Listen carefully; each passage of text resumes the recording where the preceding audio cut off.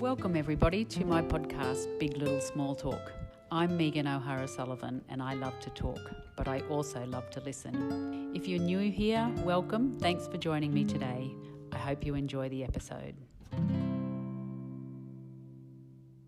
Welcome along to my program called Big Little Small Talk. My name's Megan O'Hara-Sullivan and I like talking to people in the community. Yesterday I had the real honour of meeting community leaders in the Papua New Guinean Society, and I've got one of that dynamic duo and her name is Kila Xavier. Kila, welcome to Big Little Small Talk. Tell me about being a community leader in the Papua New Guinean community here in Toowoomba. How big is the community? Well, the community seems to grow, and then in the past when we arrived, it was more made up of students who were studying at university, and they were had their families and everyone. So it was a big community then, and it's grown over the years. However, recently, I've seen a decline again, especially in the student because of COVID and other things that have happened, like the OSAID, because most of them were OSAID.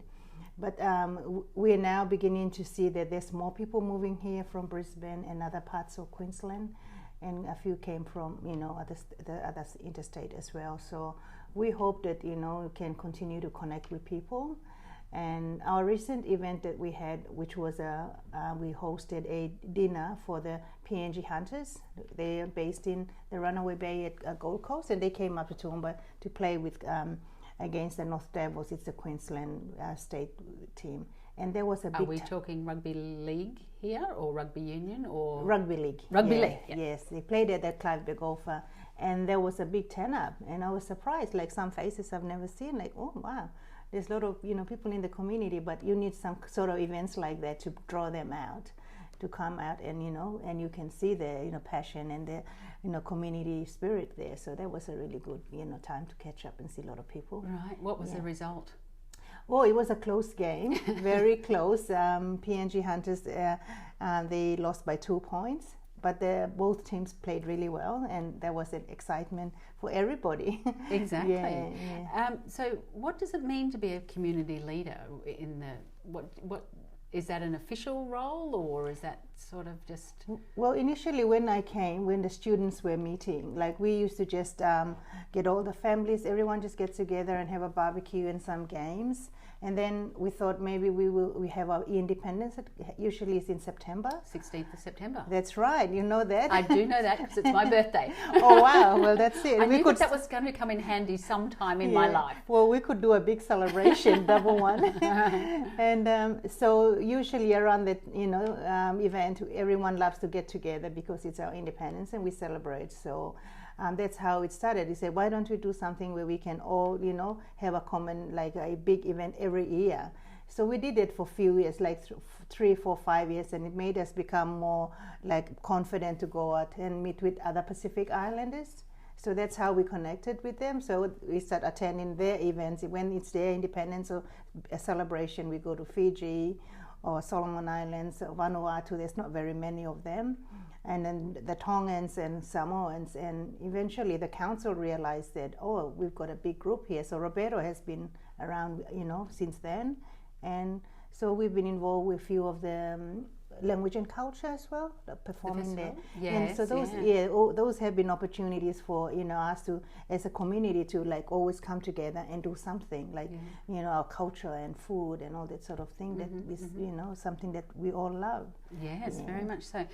Yesterday we were talking about PALM, which is the Pacific Australia Labour Mobility Scheme. So are you and your husband, Francis, are you involved in PALM? So this is getting the Islander workers to come and work here in the Darling Downs, is that right?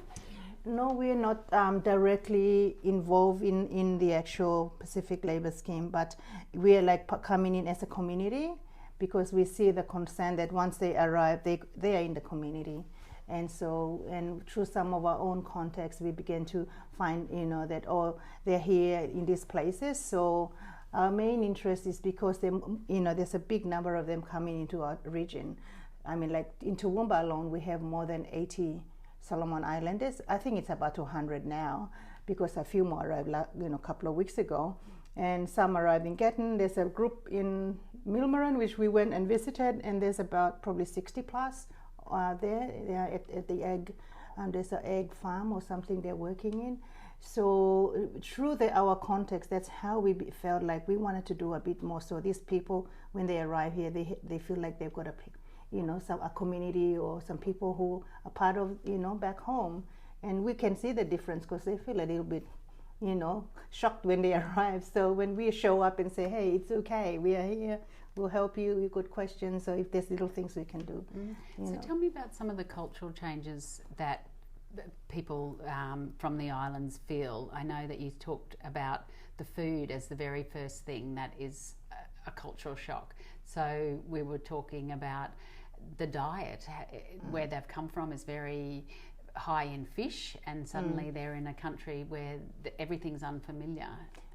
And that is a big change for everyone, and even for myself, because when we are our like in culture, like start with food, like our food is more based on grown, vegetables like banana, taro, sweet potato, and those kind of things. And when we arrive here, we can't find it easily. So the diet is different. So they get used to that. But I think you can feel that, that difference, in your own self. Like, oh, I wish I had a bit of that, or wish even, like if it's a small, potato or something. If somebody shows up, then everyone wants to have a little bit, like a banana. So that's one reason why having those community events is a good place where we come and we bring this kind of food, and when everyone shares and eats, they feel more at home because they're having something familiar, and it reminds them of like, oh, I remember doing this and eating that. Yeah. So do you source those vegetables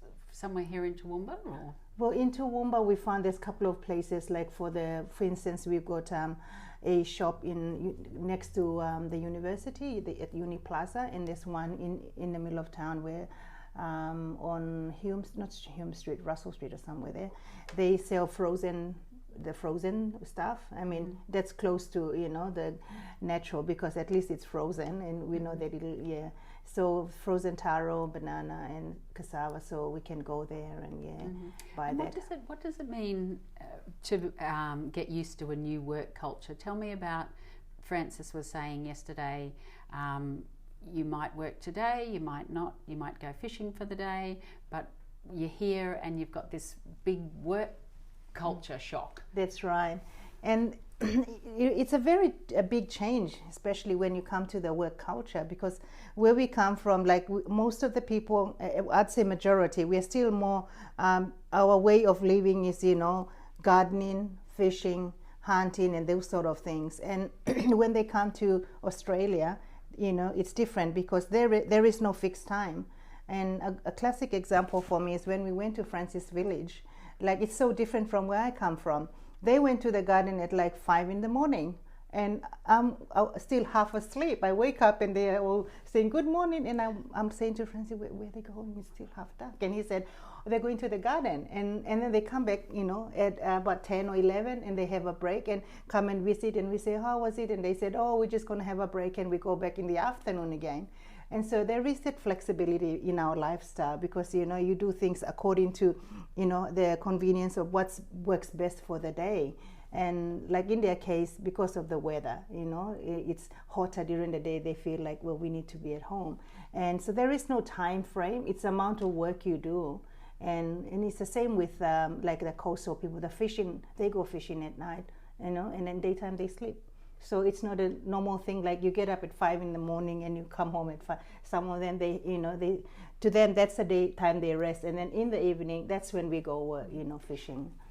Are you saying then that some of the people that have come down on the Pacific Island workers scheme, is that, if I got the right terminology there? Yeah. So some of the people will have been used to that lifestyle, and now they're suddenly thrust into a job where it's very 9 to 5, or working on these farms, or in the meat processing, or other ag industry, or? Yeah, I suppose from what I hear, like that's the times that like they start early, 5 or 4, they have to get up early to go to work. So I think it's the system of getting used to that, making it a routine, and that you have to wake up at a certain time so that you are in time for transport, and then you go to work. And then, I think they have reasonable hours. Some of them work double, certain shift hours, and they finish it maybe after lunch and then come home, and then the next load goes. So I guess it's about the routine, because people are not used to that kind of routine. So it takes time, and some of them, they struggle. They said it's hard. Oh, sorry. Can I just put this phone? So, Kila, we were talking about how hard it is for the workers down here to adjust to lots of things, food, getting into a routine. What about the weather? How do they cope with the cold weather on the Darling Downs? It's pretty tough for the weather, because we come from a warm climate, and for them to come here now this winter. So the ones that arrived last week, we had a chat. How are you feeling? They said, "Oh, we only brought what we are wearing," and they were in t-shirts and shorts. And I'm like, when she told, and they didn't really have any idea. They were not really fully what. So we thought this is something that we need to, communicate back home to whoever is recruiting them, that certain weather at certain times of the year. So weather is a big thing. But I believe that, I think over time, in the next couple of weeks, 2 or 3 weeks or 4 weeks, I'm sure they're going to get, used to it. A bit more acclimatized. I guess we have to. Exactly, I think it does happen. What about the sort of cultural shock of living in houses and having to pay rent compared to where they've come from? And that is a big change. And even for Francis and I, when we first arrived, that was a big change for us, because in our case, we were living in a rented house, which his company was paying. But most of the Papua New Guineans, either they have family homes or they live in the villages, and that's something that's not in the concept at all. So now it's a cost that they have to get used to. I need to make sure. So some of these things, we have had a chat with few of them, I mentioned, all these things, and said some of those said cost of living, rent and transport. Those are things that you cannot avoid, because you have to pay it so that you can get to work. Otherwise, you will be on the streets. So it's a new thing. But for me, I feel that this is a way of learning for our people. It brings us to a new level of understanding that because society is changing, PNG is changing too. It's not just a village now. We are now going into the town and cities, and sometimes the ones from home don't understand the cost of living. So I suppose this is one way they're now realizing, wow, it's a big thing. Yeah. Is there much support, apart from you as volunteers, with the recruitment companies? Do they take them through all of that sort of thing? I suppose they would, because I was told that the guys who came, the first thing they do is they bring them up to Toowoomba to open their bank accounts, and then they probably show them where the shopping centers are so they can go. And we're so fortunate we got a Grand Central. It's a nice big place where they can look at all of the what. But I've also told them that there's also the secondhand shops that maybe they're not very familiar with yet, so we'll probably take them there. But the company does some of that for them. But eventually, they'll have to, work their way around it. So hopefully, that'll be in the next few weeks or so. And what sort of numbers are we talking? I thought I heard yesterday that you said that there was approximately 30,000 seasonal workers needed in the next 30 years. Did I get that right? Oh, that's what we have been told. Not 30, I think in the next 10 years or so. Okay. Yeah, right. 30,000 sounds like, we're looking at those kind of numbers at the moment. So far, it's probably about 5 to 10,000. Already. They're looking at annual between that, bringing them in. So, with what I'm seeing here, it's not.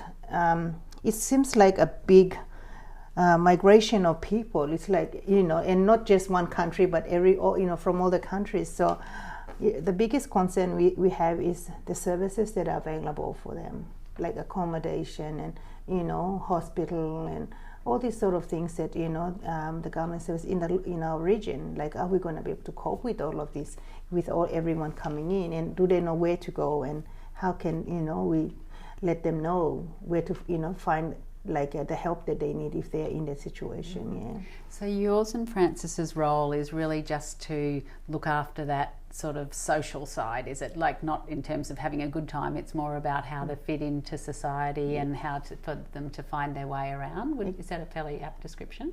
That is what our, like our main concern is, like having them to fit into the society and being able to, learn to take care of their own affairs, in time, because they're here for a longer period. They're not just here for, a few months. They're going to be, some of them will be here for up to 3 years, and if their visa gets renewed, they will come back.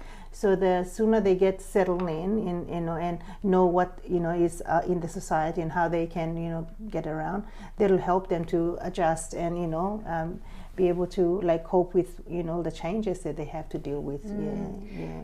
And I also found it very interesting when you said yesterday that most of the people that are coming are of a certain age, between a certain age, and so that might be so what is it? It's kind of in their early 20s or something, teenagers to their early 30s or something.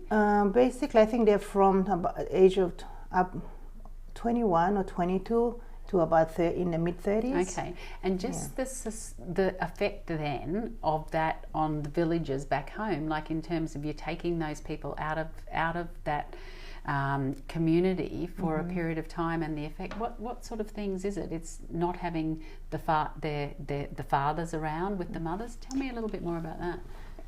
That would be a big concern as well, because a lot of them, well, I'd say maybe out of them, maybe half of them or 3/4 of them would have young families, like they're married and so either of them, if the husband comes, then the wife has to be back home with the children, or if the wife comes, it's the other. And we've seen both, scenarios. We've talked with both, and the issues we are now seeing is that when they are here, like, the prolonged period, they, homesick and all of that, the kids miss their parents, or, and at the same time, the other issues that are starting to happen, so we're a bit, concerned about that, because it's like for families, you know how it can start to feel a little bit, unstable. So I think that is when it comes to the community, looking back home, because we come from like villages, and everyone's also closely knit, in one place. So it's a gap. It feels like that, if all of these are gone, and so the upside of coming in communities is everybody who is in the team, and we've seen the differences. Like PNG ones that have come recently, they're coming from 2 villages and a few from other places in Papua New Guinea. However, so the upside of that is they all know each other. So the support they have within the Mora group is better, because they already know each other and they know the family, they're related, all that.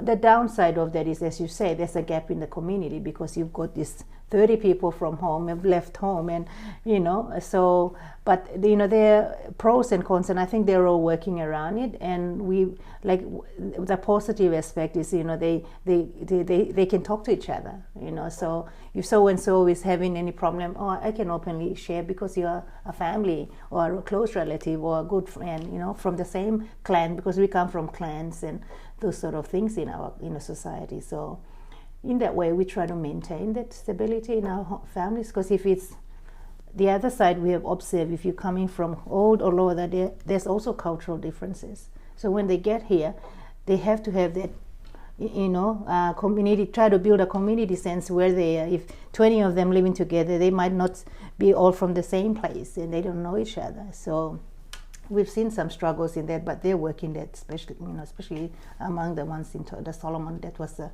big issue, because they just came, they recruited them from everywhere, so it was a bit hard for them to.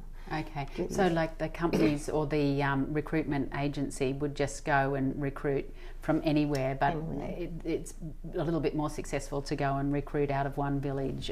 Well, it seems, we've been talking about that for a while. Francis and I were talking about it for a while, and we were quite happy when we had that from PNG. The first lot of groups that we have met have been recruited in this same area or village. So we thought, I think that's even better. It helps with that settlement thing we were talking about before, because they already have that community sense in their midst. So it's not like we're on our own. They're obviously, Kila, coming down here to get money, and most of that money is being sent back home. So how has that changed the villages then, when there's much more influx of money in the villages. Has that had good and bad effects, or? That's a good point, and we were just doing a little bit of research to, see what. It's not only the ones who have come recently, but the seasonal program has been running for more than 5, going to 10 years almost now. So some of the people that have been here before and how they have, continued to support families, they've seen positive things happening in their communities. They see their, families, they're building new houses. Their children are, going to high school now. Like they started in primary and they have no problem going to high school because mom and dad can pay for that. Right. And so those are some of the positive things that are happening back home, and which is good. We need that because especially when it comes to children, like education is important. And we want them to have a secure education, and school fees is a big issue. Before we came, we always try to help everybody in the family with the school fee. And so with this kind of seasonal work program, it's empowering families now. Like they can do that, and they have a dream, and they can set goals and say, oh, okay, for the next few years while dad's working there or mom's in Australia, this is what we are doing, and we are, seeing our family improves their standard of living. And I hope, and it's my I hope that we will see that impact in the community, because that's the big thing. We want to see our communities, grow and be more developed, like better services in the community, not just expecting the government, but the people themselves are now empowered because they have a bit more that they can contribute. There's got to be it has to be benefiting you and your country, and not us just getting all the benefits of your labour, because I think it was said yesterday that Australians won't do a lot of this work. Tell me about your childhood and where did you grow up? Well, I grew up in the village. So my experience of growing up, I've seen the traditional village, because that's where I grew up, and that's like, interestingly, I'll be, turning 56 next week. Oops. And like in my time, as a child growing up, I've seen the change in our society from traditional to modern. And because my mother, I'm the last one of 7 children, and so mom had me. I'm the only one born in the hospital. We are so fortunate. The rest of them were born in the village, So like I've seen that change in this period of traditional people living off the garden, because mom was like an avid gardener. She planted yams and bananas, everything, and that's how we were raised on all of that. And then we I went to school in town because I was adopted by my sister. It's just briefly to say that she was also adopted by mom. She's my adopted sister, and she adopted me, so I had to go to school in town, and from there I went to high school and went to college, and basically all my education was in town. So I've that's my experience of my childhood. Is I always have these pleasant memories of this nice easy life, but then now after growing up and coming into town, I can see people are struggling because of the changes that have happened. So So you feel like you sort of straddled that generation. What's the biggest change you said about being born in the village? What other sorts of changes have come with modern sort of society? I think my one of my observation I've seen, and there are others I've expressed my concern, and they say the same thing, is our families have kind of drawn away. In those days we were so intact, so like we just knew, and even growing up, like my cousins were almost like your own, we're from the same immediate family, and as we are growing up, the next generation, we realized that like these kids didn't even know who we are, but when we were growing up, we knew who everybody was in the village. And so the modern society and like going to school in town and all these things, it's taken us away from that village community. And so now it's trying to come back and find that bonding again is a challenge, because you first of all you got to know each other, and if you cannot work that out, how do you Tell me about your mother adopted you, and tell me about that. How did that work? How does that work? Well, in our culture, we have a practice where we, like if somebody in your family passes, or you as a parent, a relative can take on the child. So what happened was, mom's big sister passed away when she was a baby. Her child was a baby, and my mom raised her up. Like, my mom was not even married, and she had to look after this baby who was probably a few months old. And she told me how she literally fed her with coconut milk, and that's how she grew. And once she was old enough, and mom got married, and she was like the first child and then the rest of us were born, and I'm the seventh child. And so what happened was, she had only one son. So when I was growing up, it was explained to me that, oh, your sister was supposed to be with her, but my sister died. So when I was old enough, then I went to stay with her, and that's how I went to school. And so that was that kind of understanding. It's like not legal, it's not even written, but in paper, but it's there. That understanding is there. Mm-hmm. And I must add to that, like I've got 2 adopted children as well. And they're from my family, and so what happened was, me and Francis, we couldn't, we in our early stage of our marriage, I had miscarriage, so I couldn't have, I had lost 3 babies. And so my family said, the girl who I told you that she's deaf, my eldest, her grandmother is the woman who adopted me. Right, so it's I need a piece of paper, but that's okay. I'm with you. I'm staying with you, Kila. Yeah, so okay, I think so so she, that's her grandmother. Okay, because I was adopted by her grandmother. She had only one son, and I was his sister. And the son had, when I couldn't have children, her son gave me one of his child, which is this. So if you look there and see that photo, that lady Karen, that's my adopted mom, and that's my daughter, the one. That's her grandmother. Right. Yeah. So. And is there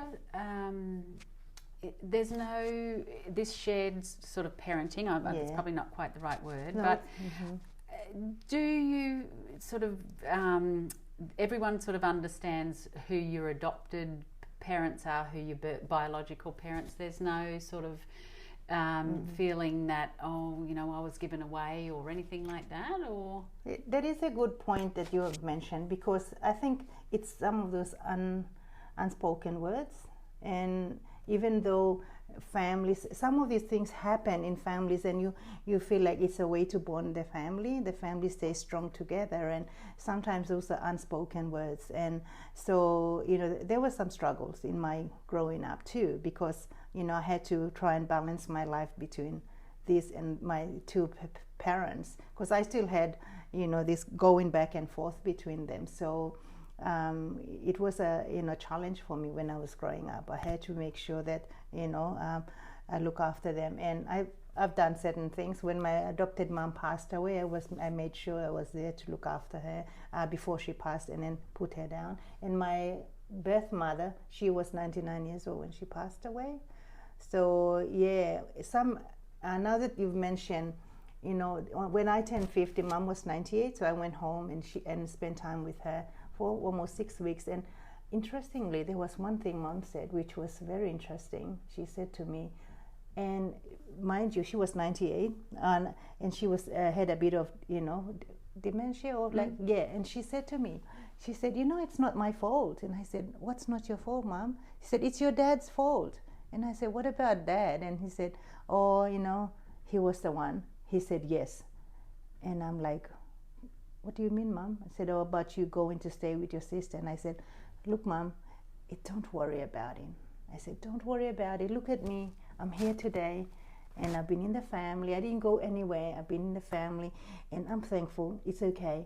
I had, I've grew up and been looked after, and I'm here today to look after you. So that's the main thing. And she said, thank you. And to me, it was like the most important words that I heard from her. And I came back and I told Francis, I said, I feel so at peace in my heart, because at least Mom said something about it. Like, it was unspoken all these years.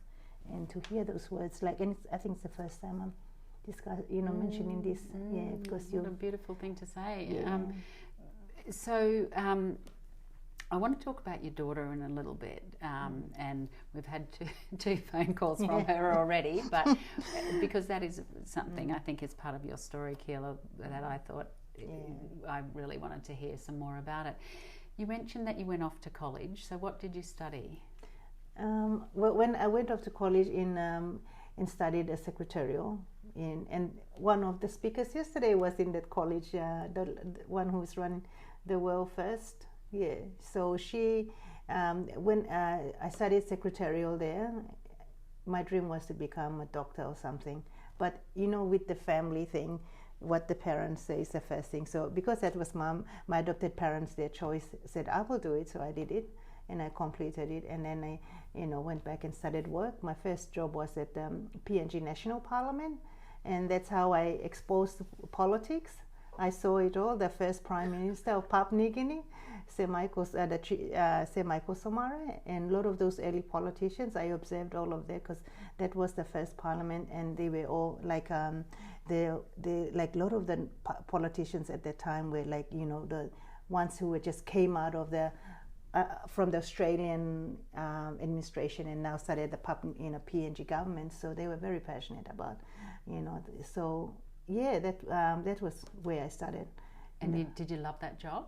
I enjoyed it. Right. And now I look back and I feel like, wow, I wish I stayed on a little bit longer because politics is interesting. Yes. Yeah. And I think some of those sessions in the PNG Parliament are fairly volatile, aren't they? Oh, I feel like some of the ones nowadays are more volatile, but the previous ones, because we used to, I was in the handset section.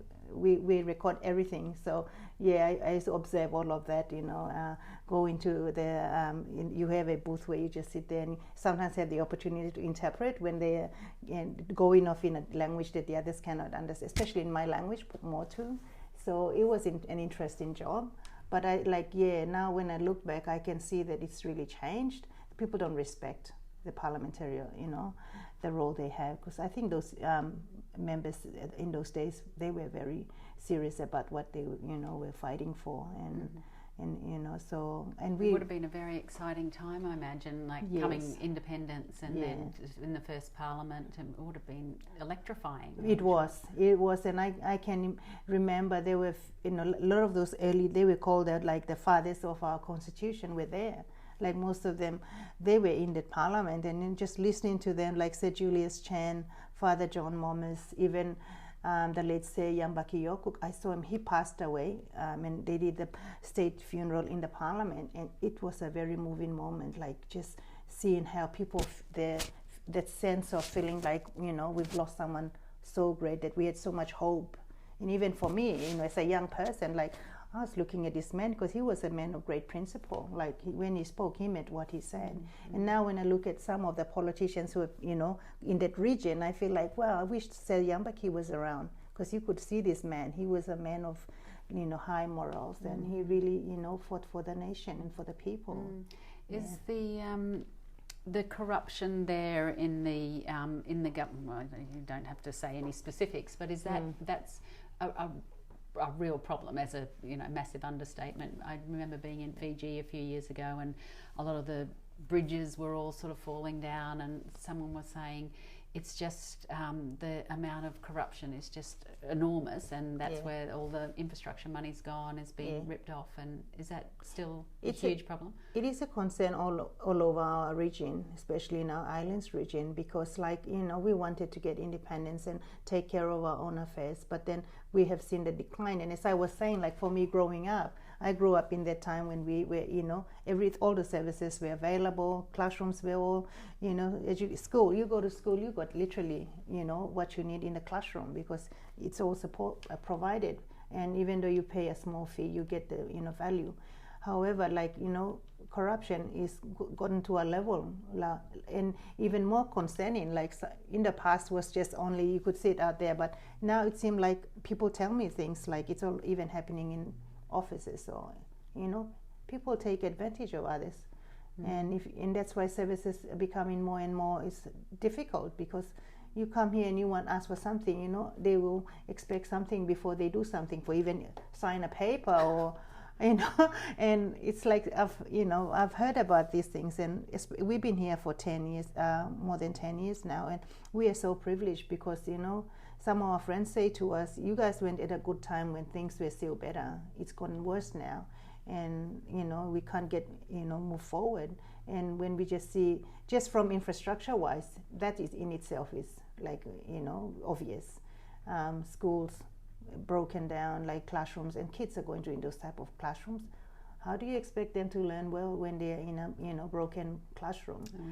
So the early infrastructure that was there, say with the schools and things, was that from missionaries that building them, or? No, I think it was also how with the administration, Australian government administration was in charge in those early days before we went into independence. So most of those infrastructures were already like built up to, and I feel like maybe the management side of things have fallen through the cracks because whoever took over didn't have a maintenance plan to, continue to take care of these facilities, or even the service is an ongoing thing. So, people, I don't know, maybe we didn't get to that level where we are really, we were ready to take care of, like manage it. Maybe we were politically, we knew that we want to do our own thing, but maybe we are not ready right at that time. But we've seen it, like it hasn't improved, and it's still an ongoing concern. And like coming back now quickly to with this program, with the Pacific Mobility, labor scheme, it's for me in a way is some kind of a light bulb, because I feel like it'll bring empower our people. Put the money into their pocket so they can take care of their family now. They have more control over their own affairs. Because in the past, maybe, it's worse off because they don't have any of that help in their hand. Like that's financial means to do the things they want to. So hopefully this will try to, begin to lift it up a bit, but the government still needs to take care of its affairs and improve our service, And you mentioned that you were the youngest of 8, was it, or 7? And those 6 siblings, are they all still living in Papua New Guinea? Actually, out of the 6, well, I'd say 5 of them passed away. They're all in PNG, but they all, And the only one that's my surviving, hang on, what am I saying? I've included all my brothers too. They will not be happy to hear that. Sorry, sorry, my brothers. bad. Sorry, boys. I meant to say 3 of my sisters have passed away. My 2 brothers are there, and I've got 1 sister in Solomon. I don't know how I missed it. Tell me how you and Francis met. Francis and I met in Port Moresby. At the time when I was doing my studies in Lae, that was where I went and did. He was studying at Unitec, but somehow we never met there. But when we in Port Moresby, we met through church. Like we were involved in mission and all that sort of thing, and that's how we met. So he's from Bougainville, which is another part of the country, and so even for us meeting and getting involved, like in our relationship, it wasn't an easy thing because we are from 2 different cultures, and we had to work hard to try and make our families to understand and accept our relationship. And so we went through about 3 years of friendship before we got married, because we had to work through all of those hurdles, and eventually we did. And I think my family realized in the end and said he's a good man, so that's a good man. When Francis was speaking yesterday, I got this real sort of shiver, like he was quite an evangelistic sort of speaker. Does he do any of that sort of thing? Yes, he does. And it's something that he is very passionate about. So, and that's probably one of the big things in our heart. Like that's our own spiritual thing that makes us to go out into helping other people. And Francis is quite passionate in what he does. So when he meets up with the young fellows, so we're doing all these community things, he always have that aspect of way, not in a direct way. Even in his work, he always maintains that he has to be a good example, so that those who are looking up to him will see him as a good role model. And when he has opportunity, he will. And just before I go on to why you came to Toowoomba, when you came here, you had been working in the Australian Embassy in New Guinea, is that right? Yes. So you came to here, and what job did you get? Well, when we first arrived here, the first thing I came for was to study at university, because I mentioned before in my talk yesterday that our daughter was profoundly deaf. So we got this special, we were so fortunate, I'd say blessed, that she was offered a donated cochlear implant by the Cochlear Implant Board in Brisbane. So we had to move, for her to get that, and the best pathway was to come as a student. So between us, one of us had to study, and which it turned out to be me because of my age. It was an age thing, because he was already over the age of 45. And so I studied at university here at USQ. And what were you studying? I did a Bachelor of Commerce. And interestingly, the guy who recruited, they go into orientation, and the first thing we asked about was, what's Toowoomba's weather like? And he said, it's just perfect, like Port Moresby. Well, that's a lie. When I came here, I said, I hope I find that guy and tell him, that guy. Yeah, you lied to me, it's too cold. And so, anyway, so I studied here for 2 years, and that's how we, and you were saying about my first job. So in the first year, holiday, my first job was to work at the Beef City.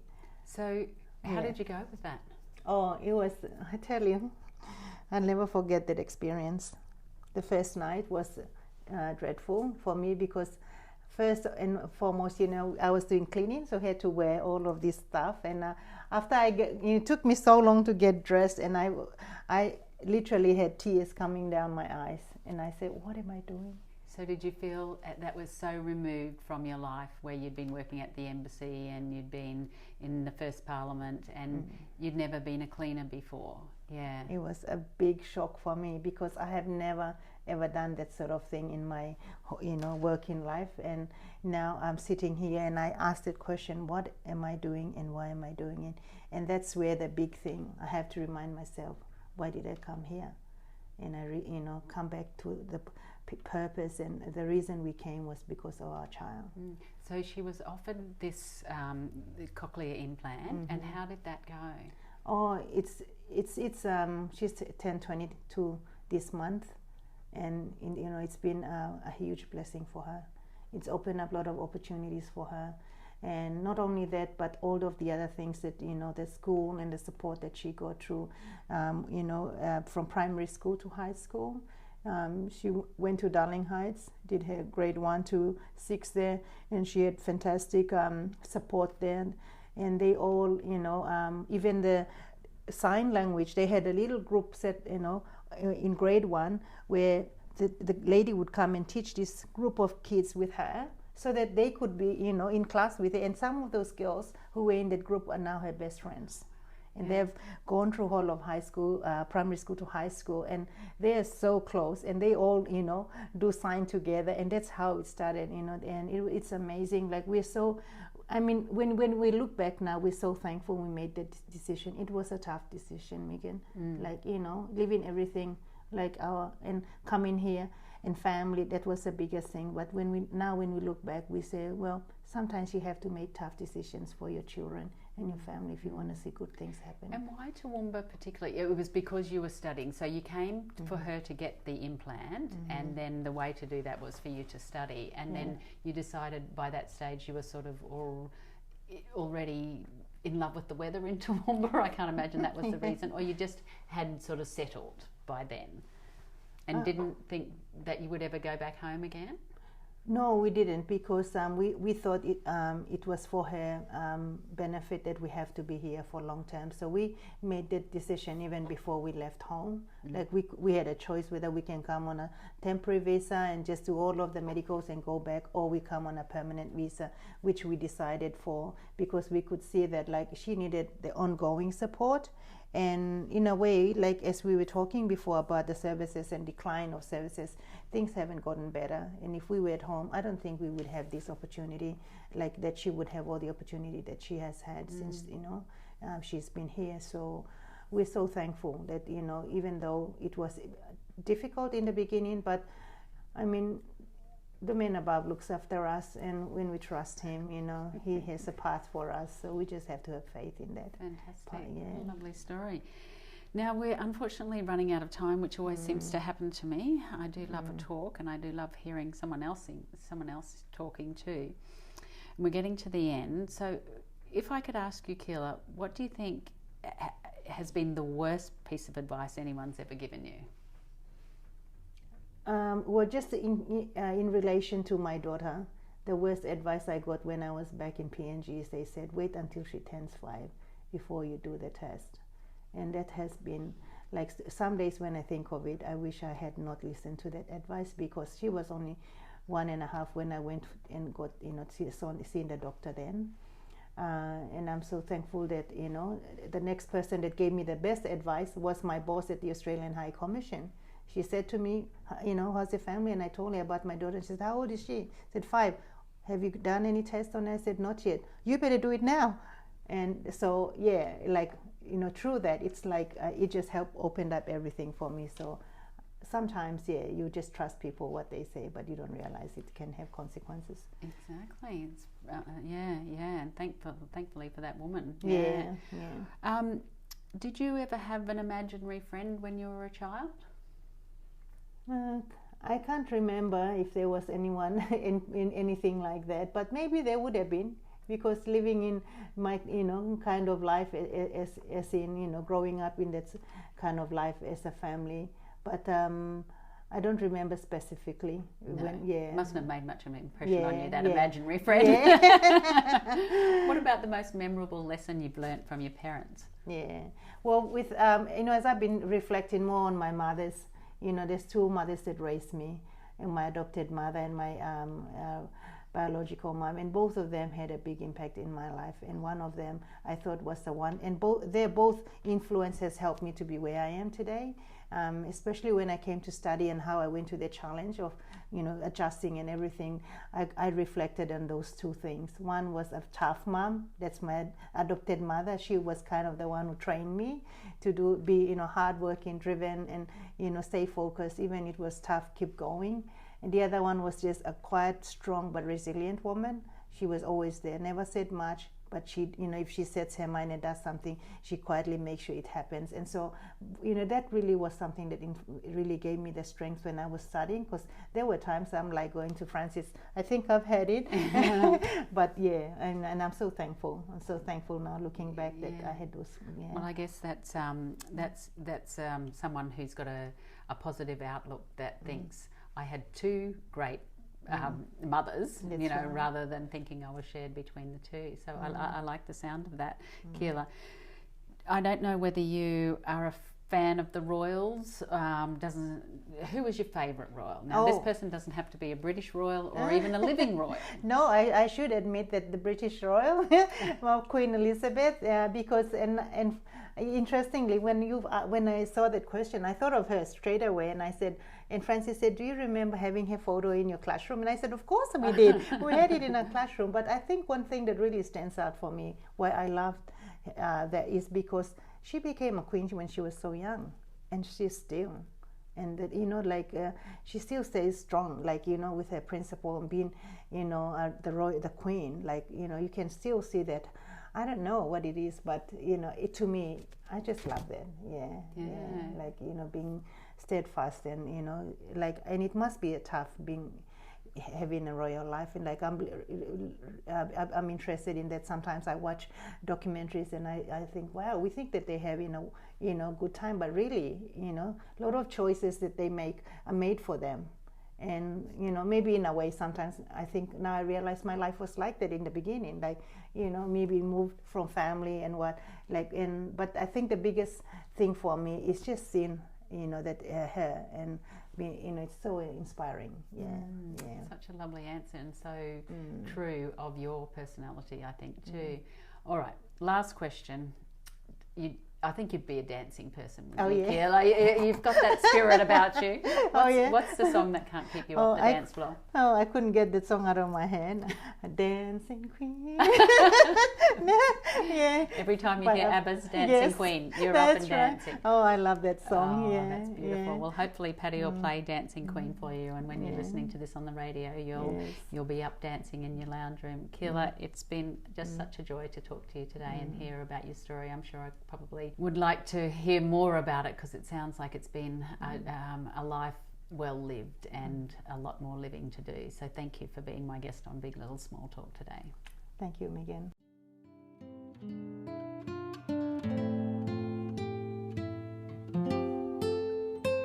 That's it for this week. Thanks for joining me on Big Little Small Talk. I hope you can make the time to join me next week. If you've enjoyed this episode, please subscribe on your favourite podcast app.